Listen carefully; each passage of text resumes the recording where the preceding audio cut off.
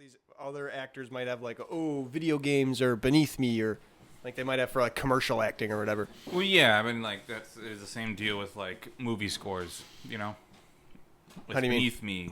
Make Oh, a movie yeah. score, make music for music. Right. Not Randy Newman. Randy Newman's the king of movie scores. His whole family. Yeah, I mean, I didn't know about Randy Newman in particular, but like that's like Randy Newman's it's a big space. If you're gonna take it seriously, you're like the first person to take it seriously. You make a name for yourself. He's the Pixar guy. Yeah. You got a friend in me. Nice. His brother did all the music for my Brave Little Toaster. Oh, okay. Good shit. Welcome to Cold Hard Trash, CRT episode 88. We're on, yeah? Yeah, 88. I'm your host, Trash Can Jones. And I'm Breeg, your fellow host. My cat is watching us. Right from the camera. We got two sets of eyes. We got the camera, and then we got Suzu. Yeah. Second camera. Who knows where he's uploading that data to? Yeah. He's a spy. Like birds, they aren't real. Right.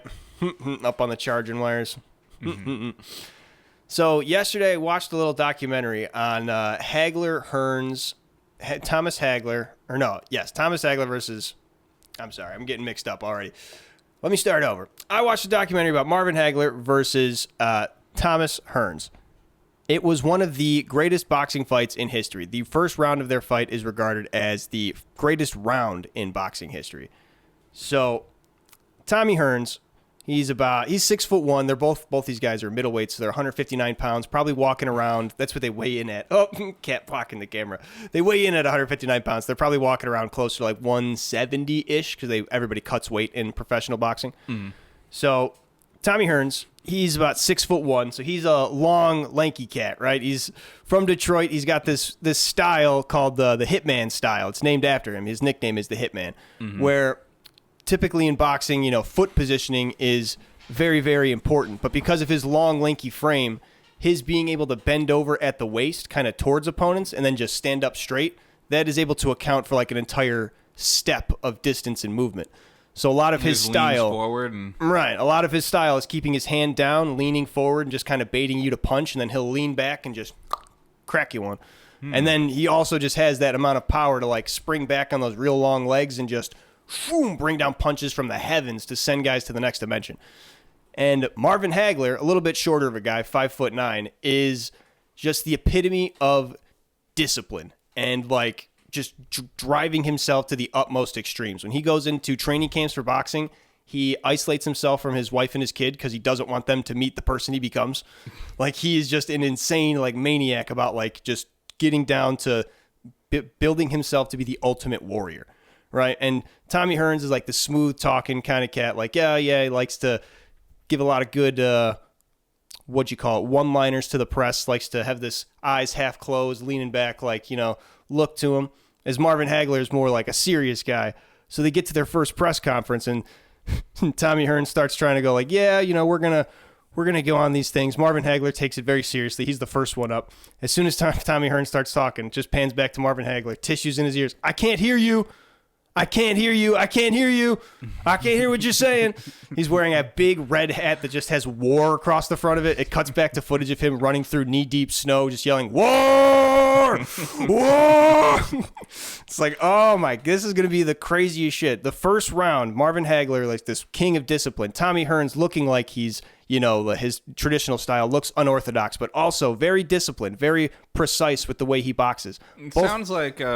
Tommy Hearns is trying to piss him off, or maybe a good a method would be to like try and bait him more and like get his facade to crack on top of that. That's kind of his whole persona. Is he plays it smooth and cool, and he tries to make you are the one that get angry. And Marvin Haggler kind of caught on to that. He's like, not even gonna listen to you. Not gonna listen. Yeah, not gonna listen to you. Not even gonna listen to a single word. Literally tissues in his ear. Just I can't hear you. I can't hear you. The fucking 35-year-old man.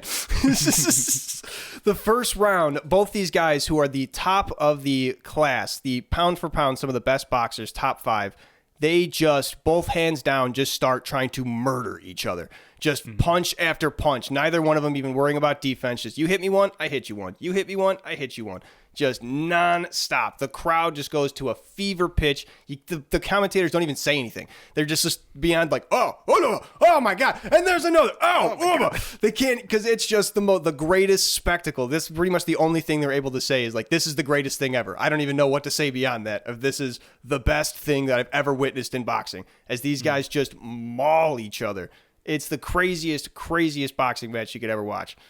Marvin Haggler ends up taking it eventually by technical knockout in the third round, meaning he beat Tommy Hearns so bad. Tommy Hearns tried to stand up, but the referee was like, no. You're not getting back in there. You're about to die. In between rounds, Marvin Haggler literally said to his corner, you will not stop this fight for me. I'm going to die in this ring if I don't win. Marvin Haggler was just an insane man. One of the greatest pound-for-pound boxers of all time. Rest in peace to the marvelous one. Unfortunately, passed away not too long ago. He was only like in his 40s. Passed away very young. Very young for an athlete. Head trauma? Something to do with that. Something, I believe, with water building up in his brain. So probably something to do with untreated. Yeah. Yeah. Just running your body at red line. Football. Yeah. And running your body at red line even outside of the ring. Like, the way he trained was just like a maniac. Like, running constantly. Like, he was famous for running in army boots, which had, like, very terrible, like, support for your feet. So who knows how much damage he did to, like, all of his blood flow and everything throughout his body, like just constantly redlining through training. It does a number on your body. And he kept in shape for like always. He didn't smoke, didn't drink. He was just working out, keeping in shape, fighting shape the whole time he was an active boxer. Crazy. Well, rest in peace. You beat the shit out of that guy. Hell yeah. So marvelous Marvin Haggler, one of the greatest boxers of all time, one of the greatest personas of all time, especially in boxing. I think the only he just keeps sliding him off. I think the only one that I could top, not persona wise, but just kind of career longevity wise, Bernard Hopkins. He's that same kind of guy. Never smoked, never drank, never really did anything besides just good eating, good living, and did everything he could to stay healthy. And up until he was like 46 years old, he was still like a top 5 contender for the world, which is insane. That's like Hank Aaron levels, but like in the boxing world, which is even crazier. Is Hank Aaron, I don't know do you know Hank Aaron? No. He's a very famous baseball player, but he was never like, Babe Ruth where he hit the most home runs or like set records like that. But for, I don't know how long his career was, something like 25 years. For the entirety of his career in baseball, he was constantly top 3 or top 5 in almost every metric. And he was called like the Mr. Consistency, the king of consistency, because even though he wasn't there, he's not getting it one year and then falling off. He's just like he's not the best any of those years, but he's damn near. And he played for so long, and for any professional athlete, your career is usually so short of a window, like 3 to 5 years. To be able to not only have that long of a career, but to produce during that long of a career, that's crazy, crazy. Yeah, it sounds impressive to me. Yeah, Hank Aaron that's why he's regarded as potentially one of the best baseball players of all time. People always like to give him a rub because he never got, a title, never got the accolades, but one of the greatest consistent players of all time. If baseball is just, about keeping above a 300 batting average, like did that for 30 years almost. Nobody can do that. Yeah. Not even the greatest players alive could do that. Yeah, I'm picking up a lot of this sports history from you. It's fun. I just spent a lot of my life growing up, like having sports heroes, watching a lot of sports documentaries. No shortage of them. Because sports, I think I've said before, oh God, he's laying on the laptop and just does not care.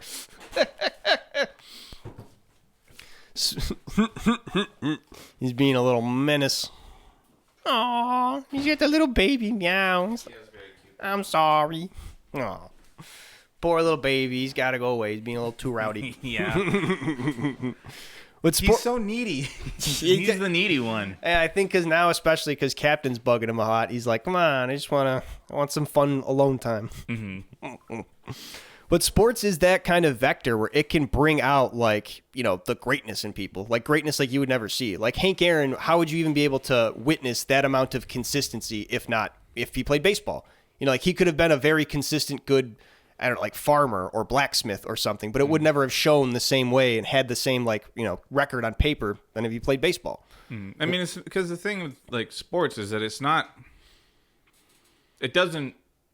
like your achievement in the sport like produces something tangible for society, like a blacksmith or anything like that. Right. It's just for like the love of like the game. Exactly. It's for performance, Mm-hmm. And just being in front of people and being really good at something. And I think it says a lot. That was to say, that's a really big part to it. The fact that it doesn't produce anything, but still you have that drive and consistency, to be whatever it is to people. Because even though like it doesn't produce anything, you still are like a hero to kids. You're still an icon, a figure to society. You mean something to people. Mm-hmm. So even though what you do doesn't produce anything, you still, being a good player and being a good person, it means something. Yeah, it makes it better, right? In my opinion. Joe DiMaggio was famously very reclusive, very famous baseball player, didn't like to do interviews or do anything, but he gave his name to one children's hospital under the not the guise, but under the rule that they would never refuse a child care due to their lack of ability to pay. So there's the Joe DiMaggio Children's Hospital. Is the only thing he ever put his name to for that one thing. There's a good reason too. There's a good reason to hold your name back, because then you can make demands exactly. Like that. And that's the one thing. If I'm going to do anything with my name, if my career is going to mean anything, it's going to mean this. And that's fucking cool. That's what you can do with it. That's what sports can mean. That's fucking awesome. I've always confused Joe DiMaggio with I think it's John DiMaggio, the guy the that voice of Bender. And John, Jake the dog. Very different people. John DiMaggio, great voice actor, but not Joe DiMaggio. Yeah, he probably finds that very funny, because I guarantee you other people have made that mistake. Mm-hmm. Like, wait, Joe DiMaggio, like the baseball guy? He's like, yeah, sure. Yeah. Like, he probably would love that. And that's a name that I feel like it's a more understandable one to sort of get perpetually confused. Because DiMaggio is very unique. You don't hear that very often. Yeah, like Edison and Franklin. As you know, I can never. I mean, like when I think about it now, I've been trying to be more conscious, but I have confused the two quite a bit. I forgot that that was a thing earlier in the podcast. Yeah, it was like Edison and 20 episodes ago. Yeah. They're both kind of lightning related, or electricity related, rather. That's the rub. That's their one link. The one I know. thing. So there's a much bigger one that that I'm pretty good on this one now, but Harriet Tubman. Mm-hmm. And William Howard Taft. What the fuck? How did you... What? So... You confused those two people? William Howard Taft was a very, very large man. He's a very fat president. Yes, that was his claim to fame, basically. And I'm pretty sure I saw something where he had like a special tub. They had to build a tub crane bigger in the White House. I don't know if the crane is part of it, but I don't know if it's real or not, but I saw it somewhere in like 7th grade. And Tubman. Harriet Tubman. I thought that was the name of our president at the time, or way back then. Harriet Tubman, yeah. Completely different people. Very different people. Very different people. I don't even know if they were alive at the same time. No, I don't think so. No, Harriet Tubman was like Abraham Lincoln era. Yeah. They're very different people. Yep. Like I said, that one I've ironed out quite a bit now. But, some of these things you just get them wrong in your head, right. Like when you're first putting together this image. Mine's Maya Rudolph and Maya Angelou. I can never realize that Maya Rudolph was Maya Rudolph until like just recently. I just thought her name was Maya Angelou, because Maya is kind of not a common name, and Maya Angelou was the only Maya that like famous stuck in my head. So anytime I saw it, I was like, yeah, Maya Angelou, she was in Bridesmaids. Maya Angelou is not in Bridesmaids. Yep. It would be fucking crazy if she was. And everyone else just plays along like, yeah, good point. Harriet Tubman and William Howard Taft. That's the most wrong I've been about these things. It's worse than the Edison and Franklin thing. You know who Harriet Tubman is, though? I do, okay. Yeah, Underground Railroad. Okay, I didn't know if like, oh, that's just not the president. I didn't know if you just went the extra step. Yeah. Especially with, like, there were discussions in the past decade about, like, putting her on the $100 bill or something like that. Right. Or, no, it was the... the quarter, right? Whatever Andrew Jackson's on. Oh, yeah, he's on the 20. Yeah. Yeah, Andrew Jackson was a real scumbag. Yeah. So he deserves it. He deserves not to be remembered like a cool guy. Good old Trail of Tears maker. Get him out of here. Did you ever see the musical Bloody Bloody Andrew Jackson?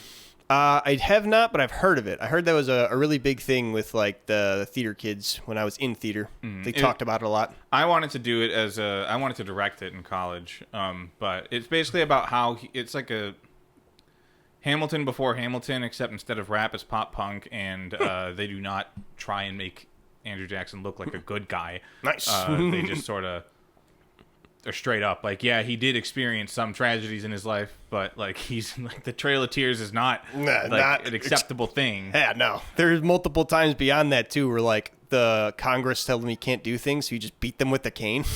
Really? Oh man. Yeah, like multiple times where you just like beat someone who disagreed with him with a cane until they agreed with him.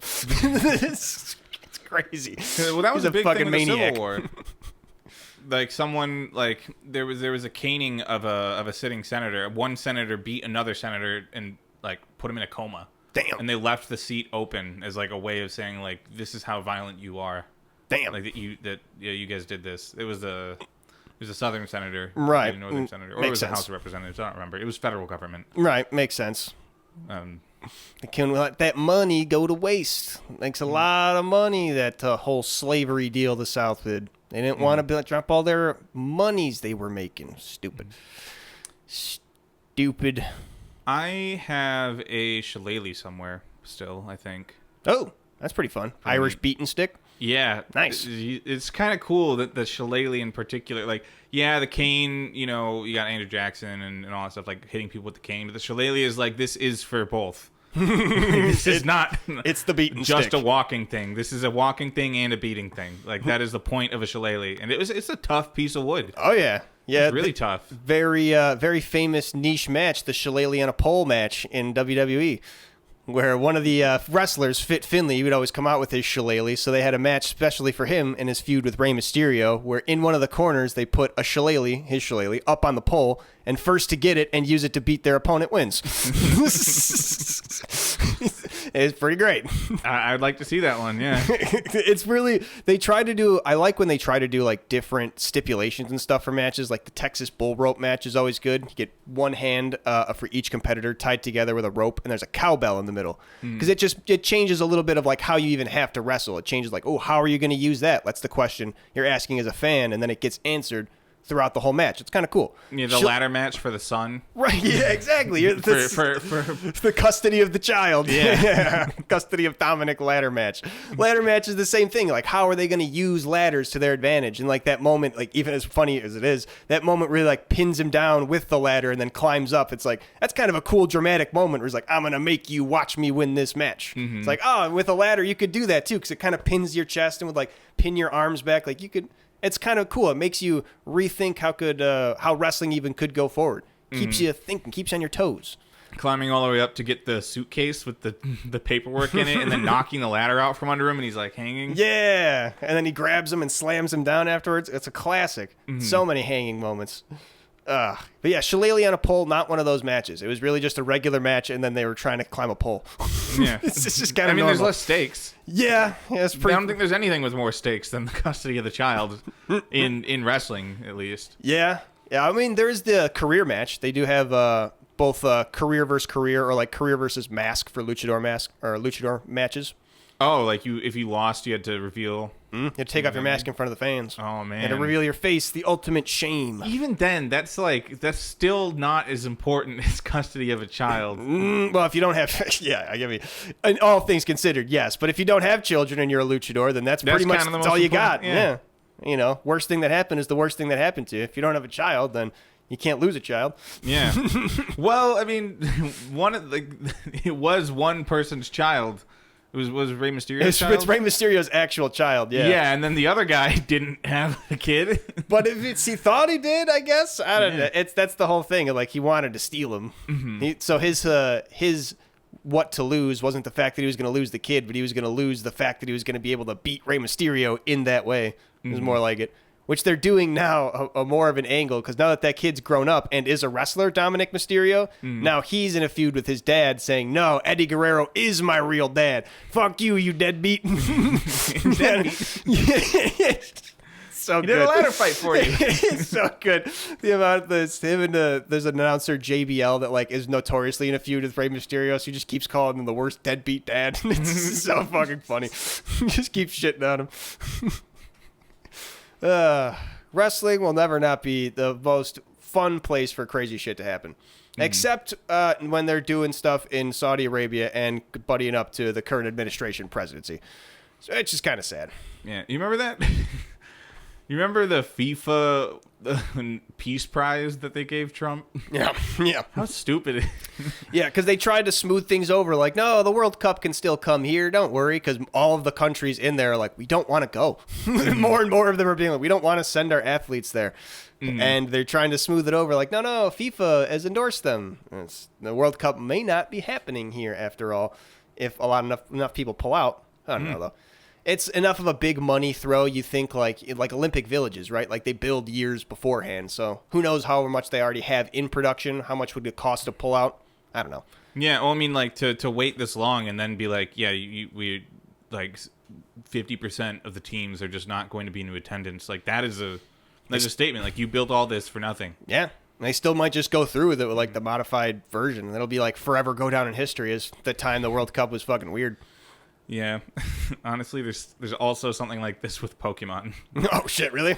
Yeah, because there's a lot of competitors in Pokemon that are like, we really don't like that the World Championships is going to be in the U.S. this year because of like immigration things. And like, we're going to be tourists there, and we don't want to deal with like ice and all that shit. Yeah, fair. That's probably a good reason not to have it for Pokemon. There's probably not saying it's nothing, but it's less than the World Cup obviously set up. Of course, yeah. So probably a little bit easier to just pull the plug on that and reschedule it somewhere else. Mm-hmm. Maybe that'll be the first tide. Maybe Pokemon will go first. The World Cup will be next. Yeah. Well, I mean, the Pokemon Worlds happens in like August, so I don't know when the World Cup is, but you said it's sooner. No, I have no idea. Okay. I think it's in like 28, so it might be in 2 years. It's not an annual thing? No. Oh. The World Cup happens like once every, I don't know. It's more common than the Olympics, I want to say. It might be like once every 3 years. Well, the Olympics is every 2. Is it? Oh, no, that's right. Yeah, they have the winter and summer. Yeah, you're right. So I think it's about the same as the Olympics then. How frequent is the World Cup, though? I am not a soccer, player. Never have been. I mean, we talk about, like, the universality of talking about sports and stuff like that with, football and stuff like that. If you really want to be the universal talker, you get into soccer. If that's your goal. Yeah, but I don't want to. The biggest thing is I don't ever want to be fake about things, and I don't ever want to force myself to like something. And I mean, it's not your goal to be able to talk to literally anybody about something. That's fair. Yeah. Like if and also like most people that are into soccer don't have that goal. They just like the soccer. Right. So yeah. Or football. As the majority of people call it. Yeah, I can appreciate like the athleticism that goes into it. You got to run around a lot, and you got to be in shape for that. But just not my sport. Not my sport. Not easy watching. I bet it's fun to go to a game, like most sports. There's fun experience being there in person, but. I like those videos that people edit where, like, someone scores a goal and then they, drop down and do, like, a knee slide. And they edit it so it just keeps going. Just keeps sliding around the court. That's my favorite thing about soccer. It's great. It's so good. Or they, like, edit it to where they just slide, like, off to the moon. Yeah. Classic editing, too, Love it.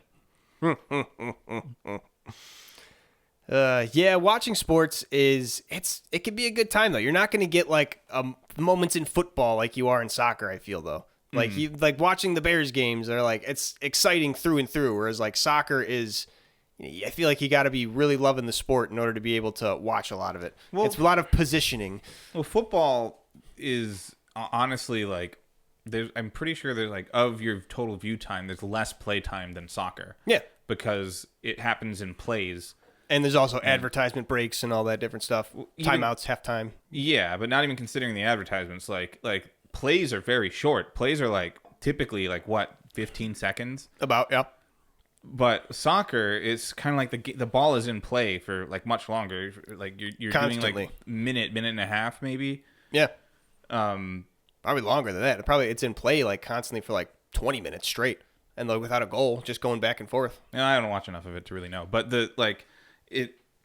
football's like burstier, like it's more stop pay attention start. and you see the whole thing, and then you're like, ow, or woo, and you like lean back and you like talk about it and stuff, and then you look at it again. But soccer is just more like things are just happening like for a longer period of time, right? And not like every little bit of it is. It's not grabbing your attention. Not trying to anyway. You're not turning it on and off. It's one of the biggest reasons soccer just doesn't market in the U.S. because there's no advertisement available for it. You can't run ads during a soccer game. Mm-hmm. There's no money in broadcasting soccer. Mm-hmm. But people love it. I respect it. I respect it a lot. I was going to say, I don't wonder if there is just enough money just for the viewership. Like if you have a subscription service to watch soccer games. Yeah, like you'd think there'd be enough people in America probably who would care enough. Mm-hmm. I mean, we have a soccer team in Chicago. Yeah, but it's not like is it even MLS? I don't even know if it's like what league it's in. Oh, Major League Soccer. Yeah. I don't think it's in like the major league that would be in the World Cup. That's what I'm trying to say. Mm. So it's not like real soccer. Yeah, Chicago but Fire, there is relegation. That's the one cool thing I will give to soccer is they have all of the like lower leagues of like you're obviously the lower skill players, but every single league, if you do good enough, you can just move up in the leagues. So eventually, if the Chicago Fire just goes crazy and gets on a good run, they could be in the World Cup. Potentially, if they just do good enough.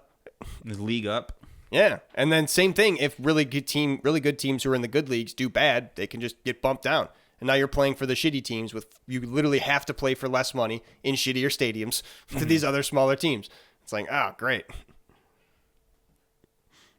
Yeah, Chicago Fire is still just such a funny name for a sports team because that was like an actual tragedy. Like the city burned down. Yeah. Oh, they are in the MLS. Okay. So they actually have not a good chance, but if they were to go on a run for like a good solid 5 years, they could probably make it into a World Cup contention. Mm-hmm. That'd be crazy. I will start caring a lot about soccer if the Chicago team makes it to the World Cup. If the Chicago Fire actually starts like making waves, that would be insane. Mm-hmm. That would be wild. Mm-hmm. I'd love it, though. Chicago sports are really, we've been in a bit of a crater for a while in all sports regards. We had a lot of highs. We had good Bulls team. We had good Blackhawks. Even the Bears were good for a minute. We got to the Super Bowl. But, yeah, no, we've been in a crater for a while. Ever since the Cubs won the World Series, we're just kind of.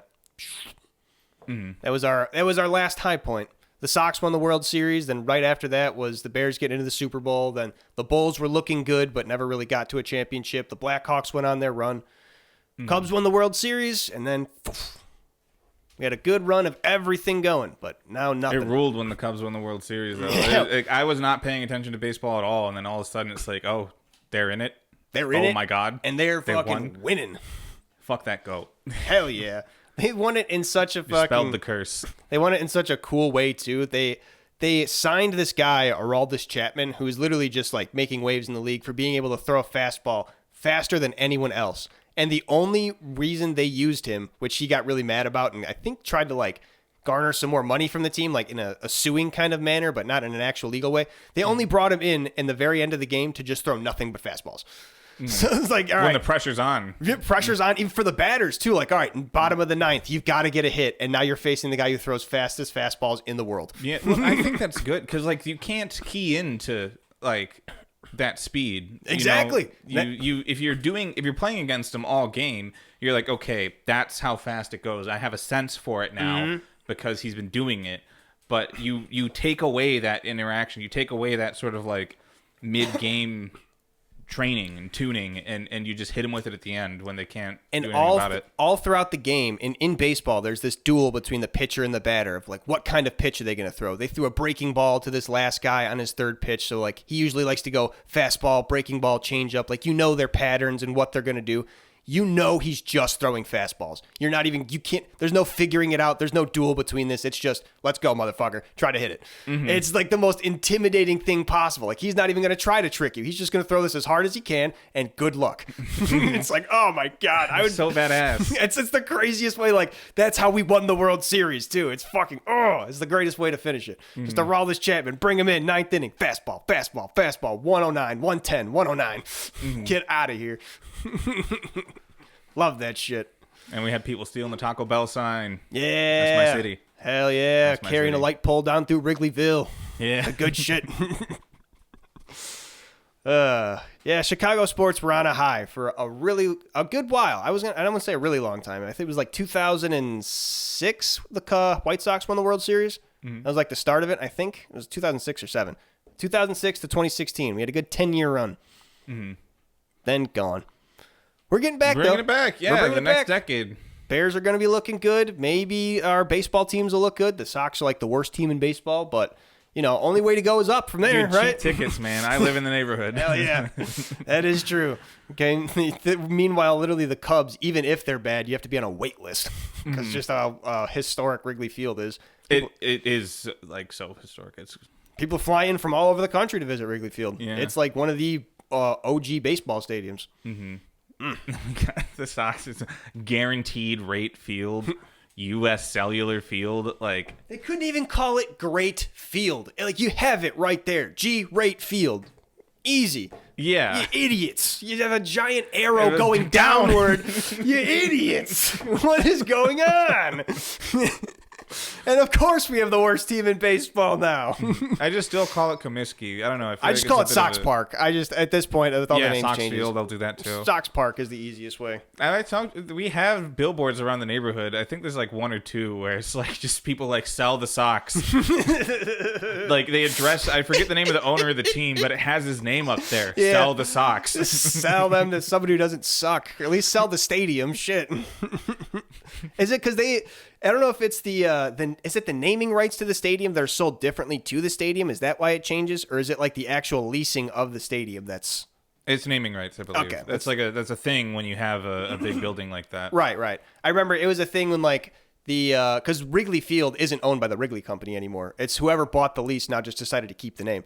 But that was the thing, like they owned it and it was their lease, so like they didn't even there wasn't naming rights for Wrigley Field for a while. I didn't know it was Wrigley Gum. Yeah. It makes sense. Yeah. But private sponsors and stuff. I think it's the last 15 years or so. I don't remember exactly when the change happened, but when the new people bought it, they were like, yeah, we're not changing the name. Why the fuck would we? Yeah. That's a dumb idea. Meanwhile, Sox Park they saw what happened with Sears Tower. And U.S. Cellular Field. Yeah. They were probably like, fuck this. Wrigley Field will stand forever. Mm-hmm. Yeah, guaranteed rate field. Like having that baseball stadium was probably the most money that Wrigley was making.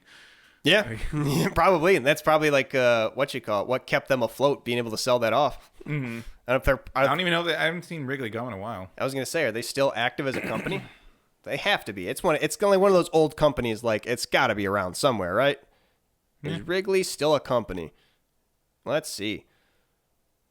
Yeah, Wrigley Jr. still exists, but it no longer is an independent entity. It was acquired by Mars. That makes so much sense. Yeah, that makes sense. It was one of the big old conglomerates got him. Mm-hmm. Yeah, that's what I figured. It's like something like that doesn't die and go away. It's like it's too big of a brand name. Someone bought it up. Yeah, keep it around. Right. It's a household name. It's still on the stadium. Shit. Mm-hmm. No one's gonna forget Wrigley. They can't.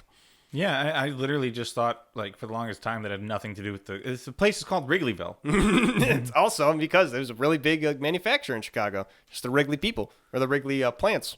Oh, okay. I assume not just gum, like most places back then probably made all over things. I doubt they had a whole gum empire. They probably had canning facilities and those are out Chicago. Meatpacking. Yeah, meatpacking is a big one. I would not doubt it. But if I Google Wrigley meatpacking right now, it'll be like, yeah, that shit was around. Because now I'm curious. I'm going to bet against it just to keep things interesting.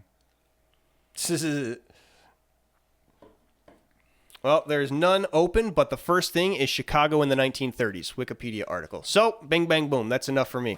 Wrigley was probably a big player and had a lot of, I mean, that's not evidence that they packed meat. It's evidence they were big in Chicago in the 1930s, that's though, fair. probably. Yeah. I'm on board with that. That's really all I was looking for, was like, did Wrigley's have a connection to old-time Chicago where they would be able to name Wrigleyville, and have, yeah, that makes sense. They were larger than just a chewing gum candy store.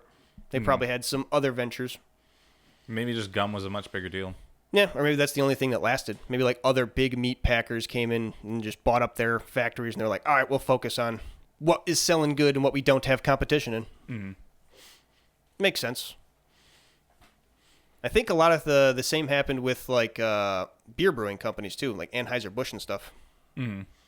There's like a lot of smaller ones that like Anheuser-Busch just ended up like buying up, and we're like, all right, you're gonna make our beer now. Yeah, well, I mean, there's the big thing. I remember telling you about this before with it was PBR had a contract with Anheuser-Busch to like to make their beer. Yeah, like these other breweries, they don't actually have their own breweries. They just have a brand, and they have like a recipe, but the facility is Ghost just beer. So yeah, Ghost beer. It's literally just Ghost Kitchen, but for beer. Yeah. Oh, that's cool. I wonder if could you literally do like a Ghost anything then? Could you make a product line where you're literally just trying to like... Well, the term isn't really Ghost. Parasitic? Well, yeah, but I mean we like... We talked about this before with Dr. Squatch. They're not soap manufacturers. They're soap sellers. Yeah, it's a brand. Right. And they have contracts with like soap producers, and they sell their soap with marketing. So, it's capitalism. It's an ecosystem.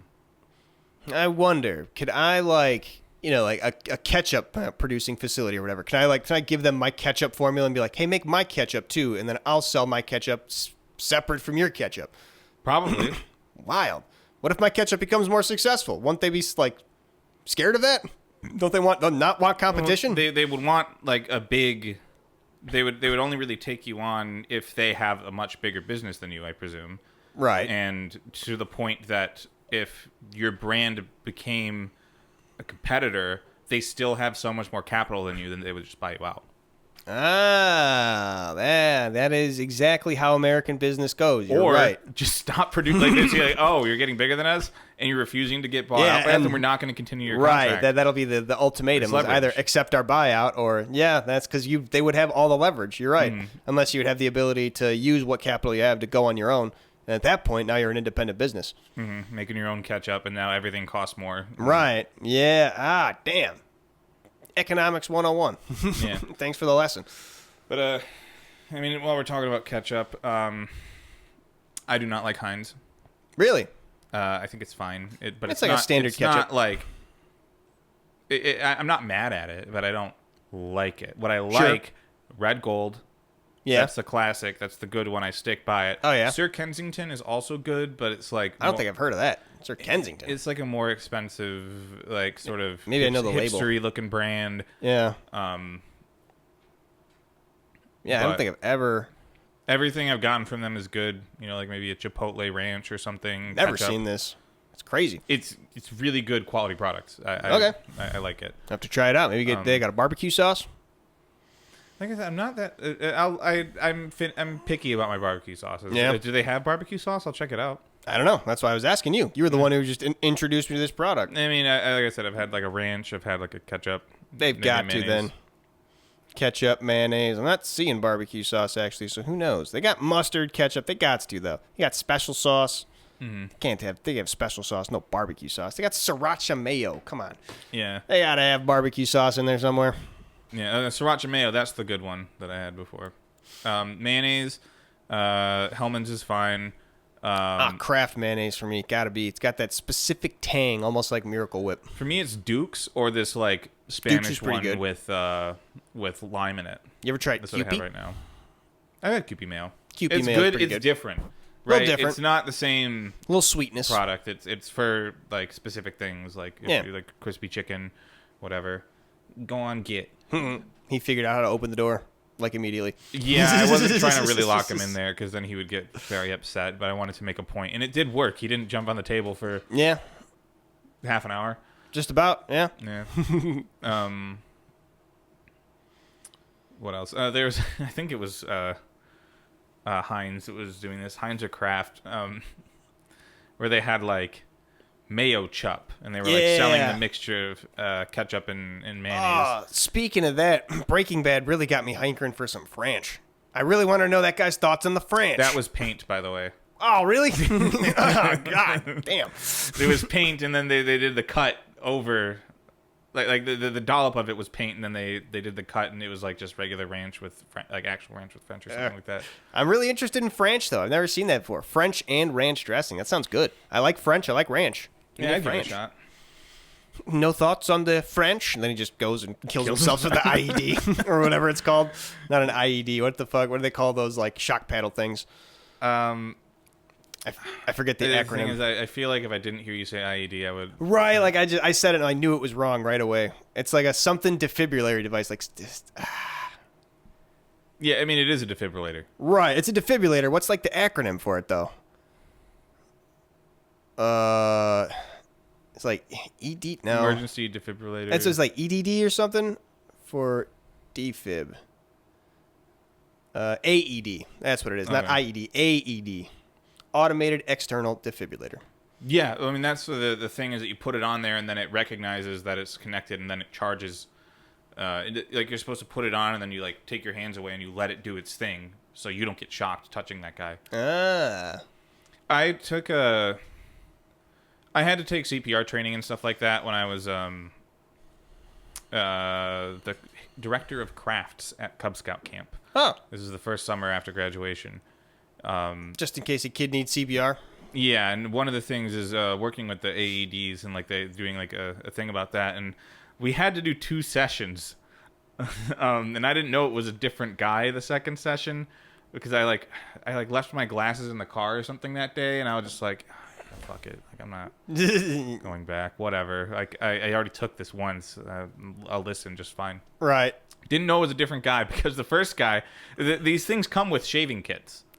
Okay, for people with hairy chests, so you can shave the area. But the first guy said, look, these things also come with 2 sets of pads, and they're really sticky. So just take the first set. Time is of the essence. Put it where you're going to put them, and then rip it off to wax them. And then take the other set and put it on.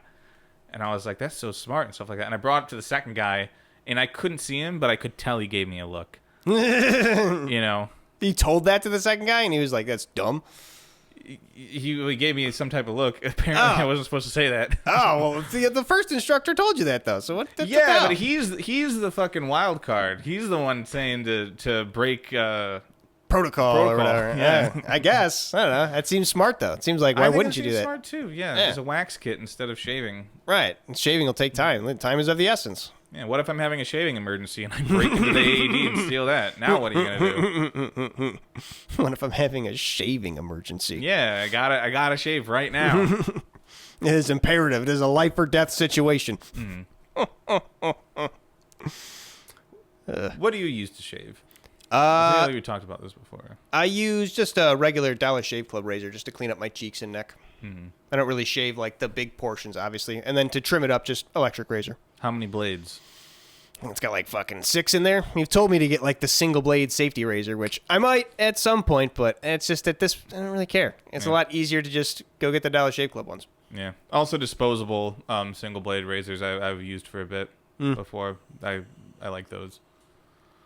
Yeah, it might be a little bit cheaper to get just a single razor blade.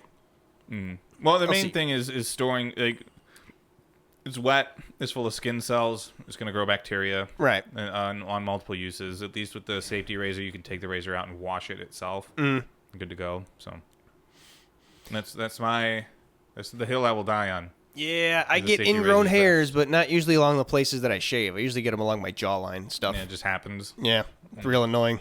I check for them in the shower every day because I figure that's the best place, like not jam my pores up full of oils. And yeah, sometimes I'll just get like a big boil and then pull out 6 hairs in one. Fun. I hate ingrown hairs. Yeah, I don't feel like I've dealt with them for a while. There's the occasional thing where, like, I can only do this every once in a while, where if I really want to look, like, clean for, like, a wedding or something like that, yeah, I will pluck along my beard line on my cheeks. Yeah. To have it be completely clean, as opposed to like still seeing the head of the hair after shaving and stuff like that. Right. But if I do that too often, then I do get ingrown hairs, and it's not good. Yeah. It gets really sensitive, so it's like a once every 2 months type deal. Mm-hmm. Yeah, that makes sense. Yeah, I don't know what it is that would like. I don't even sit like you're sitting now, like with my fist like pushing up against the pores or anything. I don't know what would cause them to just be so ingrown, other than just genetically predisposed to it. Maybe it's just what's gonna happen. My hair's growing in too thick. I mean, I hear that exfoliating helps with that, but you know. Yeah, I should try exfoliate my beard, get some nice beard scrub. I mean, I have beard shampoo. Yeah, I use the same thing. Gets a nice lather, get a nice, like, I usually wash, even though I don't wash my hair every day, I wash my beard once every other day, just because my face is getting hit by the wind and the outside a lot more. It's a lot dirtier. Yeah, I wash my hair, like, honestly, like, every day or every other day now that it's short, because it just dries so quick. I'm, like, able to do that. Yeah, lucky you. Yeah. My hair does dry quick for being long. It only takes, like, a half hour, but still annoying. Annoying half hour of just having this wet mop behind me, you know? So, you know that I've picked up a game in the past couple months, Deadlock. Really into it. They're doing a thing right now, releasing 6 new characters, which is what they did like a year ago too. Right. It's just like the thing they do is that they'll come out with a big thing of 6 characters, and then everyone votes on who they want to be added to the game. Yeah. And then they'll do them Monday, Thursday. For 3 weeks, whoever the next character you want to be added, or whatever gets the most votes is what it is. Oh, it's kind of cool. It's like a little fan community voted. Yeah. So like everyone's getting added. It's just like what order, who do you want to see first? Right. But I like really like even if you don't care to play a MOBA, understandable, no blame. Or a hero shooter. Again, totally understandable. Both of those things. No, thank you. The characters in the game are like amazing. Like that Valve touch that they have is just so like insane. Like it makes me think back to Team Fortress 2. Yeah, I was gonna say TF2 is like the original. Yeah, how good those characters are, and that's just like scraping the surface because you I guess you got one video on each of them, but they don't have. Like, there's like a bajillion soldiers and like and doctors and spies and stuff like that. They don't have like a uniqueness to their personality. It's just like their class sort of acts a certain way. Well, they also have the Manco videos that are like about them all together. Yeah, they kind of do. You do see that, right? But like in the actual game, they're all it's just like a bunch of people. But I get you. There are actually characters in Deadlock that are pit fighters. And the character that I play, Lash, a lot of people believe that the way that he acts, which, by the way, his character description is just Jacob Lash is an asshole. Everyone has like paragraphs explaining who they are, and he's just Jacob Lash is an asshole. Everyone believes it's just kayfabe. Or not everyone, but a lot of people have started to think that the way that he acts is kayfabe. Because he's just always like, I'm God's gift to Earth, or I'm God's gift to combat. Right. You thought you could box a god. So he's basically just like a wrestling heel. Yeah. That's pretty awesome. So he was like in the lore, like the head of the bear pit, which is like the fighting ring, the underground fighting ring. There's other characters that have like financial investment into it and they gamble on it. So I see. He's this guy, and then his rival is this junk golem, not a robot, named Bebop. All right. And he's constantly complaining because in like the original like build for this other game that they were making called Neon Prime, they turned that into Deadlock, and the character Lash had an uppercut in Neon Prime. Yeah. And then they took it away, gave him a different thing, and now Bebop has the uppercut. So he has voice lines talking about like, I used to have an uppercut, and then Bebop started doing it, and now it's lame. Like Bebop. That's pretty funny. But yeah, they're like, I like to imagine that they aren't like, they don't actually hate each other just because like Lash lost his only fight in the bear pit to Bebop like one time. Right. It's just all kayfabe. I think about it because we talk about wrestling and stuff like that. Yeah, that's definitely, especially like his just pompous attitude, definitely sounds like wrestling heel-esque. So I could see him being like, you know, basically like Maxwell Jacob Friedman, like, I'm so good. Mm-hmm. And Bebop is like, he is a junk golem made by a widow that owns a junkyard, and she's sick, so he's getting into the ring to fight to win money to buy her medicine. Oh, and damn. she doesn't approve of violence, so she can't know that he's in this underground fighting ring. Damn. So that's like another character. That's a cool backstory. It feels like a wrestling thing, too. You may hear a buzzing noise now. That's because we unplugged my laptop to get rid of a 60 hertz interference, and it died mid-recording. Yeah, so we're just going to have to end the episode wherever it did end, talking about Deadlock. Thank you for listening. Cool kayfabe stuff. Yeah. The connection to wrestling. That's what I was getting at. It's pretty cool. Good job, Valve, on making characters, and we'll catch you later. Yeah, Thank you for joining us. Thank you for joining this episode of CRT. If you liked it, rate it 5 stars. We love you. Thank you.